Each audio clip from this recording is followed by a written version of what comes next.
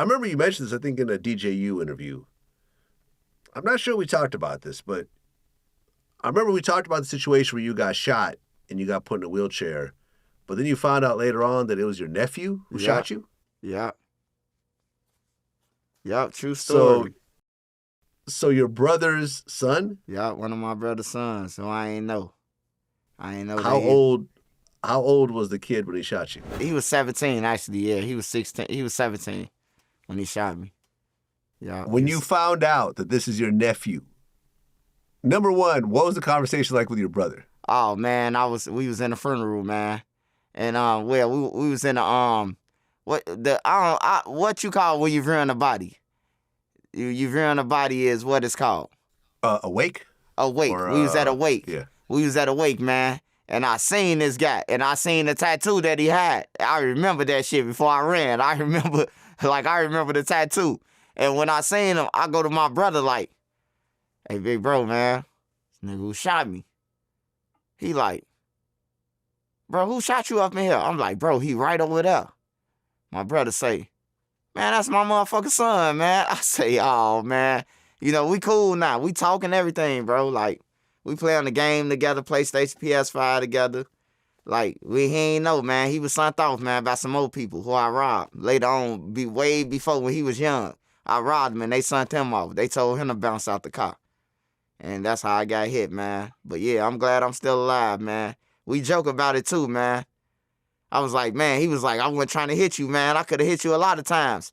I wasn't trying to hit you though, man. That was my first time."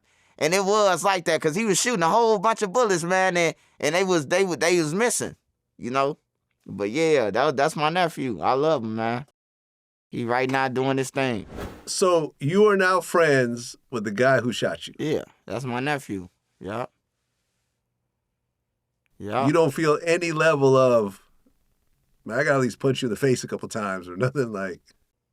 Nah, man, Nah? Vlad. You know, if people can forgive me for all the things I did, man, like I ain't no saint, man, but I know like me telling the kids like, bro, the gang rules and all that is designed for the person who made them, bro.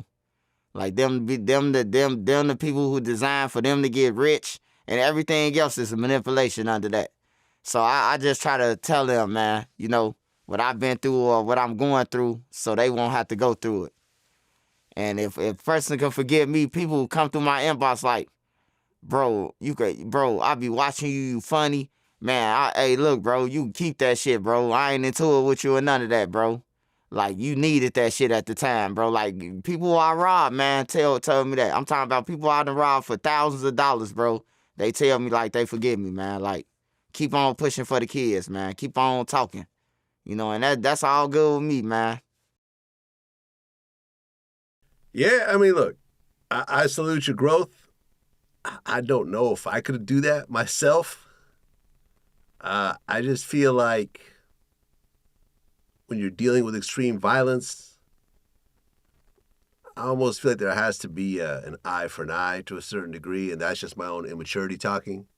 Because, I mean, I remember this one dude jumped me in high school, and I remember I was mad about it for years and years, and I found out years later he committed suicide.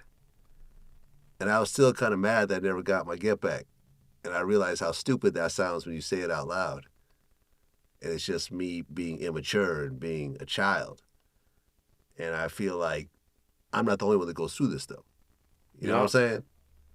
That it's hard when someone physically hurts you and you don't respond. It kind of eats you up inside a little bit. And it's like, look, I mean, in my case, the guy's dead. There's nothing I could do. You know, I mean, I guess I can go film a video at his gravesite or do something stupid. I feel like you, Vlad. I don't know if you heard the story. When I was in a wheelchair, my friend from the sandbox ran off with my $100 that he was supposed to go and give me something to eat. He ended up getting killed 2 months later by another friend who he ran off with some shit.